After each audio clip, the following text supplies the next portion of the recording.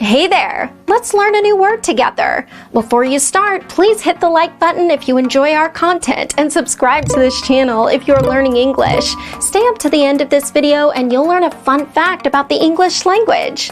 Let's begin. Distress. Distress means extreme anxiety or sorrow. For example, to his distress he saw that she was trembling. To his distress he saw that she was trembling. Synonyms: anguish, suffering, pain. Awesome! You learned that quickly. Let's put it in some sentences to understand how to use it. The first exemplar.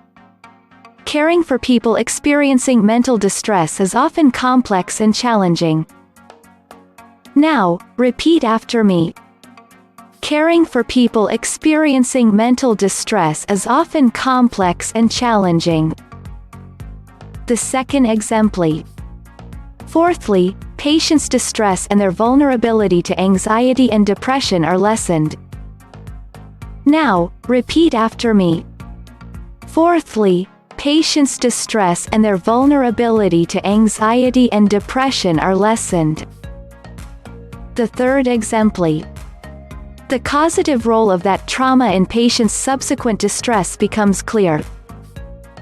Now, repeat after me. The causative role of that trauma in patients' subsequent distress becomes clear. Now let's learn an interesting fact about the English language. Only 2 English words in current use end in -gry. They are angry and hungry.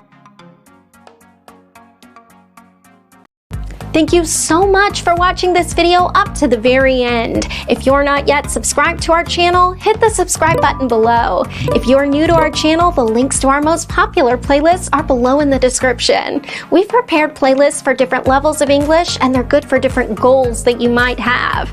Maybe you want to take an exam, or maybe you want to improve your fluency. So check them out and see you very soon. Bye-bye.